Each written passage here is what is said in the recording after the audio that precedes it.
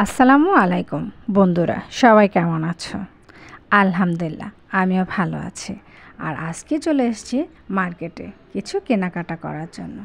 আর এসে আগে খেতে বসে গিয়েছি, কারণ মার্কেটে আসলে আগে আমাদের ক্ষুধা পেয়ে যায়। তাই আগে আমরা খেয়ে নিই, তারপর কেনাকাটা করি। যাই হোক, খাওয়া দাওয়া শেষ করে এখন চলে আসছি টুকিটাকি জিনিসগুলি কেনার জন্য। আর সেটা কিনবো কসমেটিক্সগুলি। আর কসমেটিক্সের দোকানটা দেখতেই পাচ্ছ, সবসময় আমি এই ভাইয়া দোকান থেকে কেনাকাটা করি। উনি সবসময় আমাকে অরিজিনালটাই দেওয়ার চেষ্টা করে। মাঝে মধ্যে যদি নকল পড়েও যায়, যে ভাইয়াকে বললে আবার উনি আমাকে চেঞ্জ করে দেয়, অন্যরকম একটা সার্ভিস দেয় উনি আমাকে সবসময়।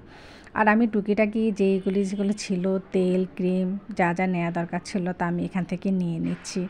আর সবগুলি ঘুরে ঘুরে দেখছি। আর নাদিম তো শুধু চোখে যে লেন্সগুলি আছে সেগুলির দিকে নজর, আম্মু আমাকে এটা কিনে দাও, ও লেন্স পরা খুব শখ, ও চোখে লেন্স পরবে। তো বলো কি করা যায়? তো কতভাবে ওকে বোঝাচ্ছি, ও সেখানেই দাঁড়িয়ে আছে, ও সেখান থেকে নড়ছেই না, ওকে লেন্স কিনে দিতে বলছে। আর দেখো, এখানে সব ধরনের জিনিসে পাওয়া যায়। আর মার্কেটে যেয়ে তো একদম আমার মাথায় হাত, যেই জিনিসটার দাম ছিল মাত্র 200 টাকা সেটা হয়ে গিয়েছে 300 টাকা, যেটা ছিল 400 টাকা সেটা হয়ে গিয়েছে 500 টাকা। মানে আমাদের আয়ের উৎস বাড়ছে না, শুধু আমাদের খরচের উৎসটা বেড়ে যাচ্ছে দিনকে দিন। আমরা তো রীতিমতো মধ্যবিত্ত ফ্যামিলির লোকেরা হিমশিম খেয়ে যাচ্ছি, কিভাবে কি করব।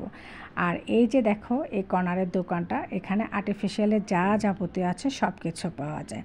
আমার রুমে তোমরা যারা ফুলগুলি দেখে বলতে আপু কোথা থেকে কিনেছো, আমি এই দোকান থেকে কিনেছি।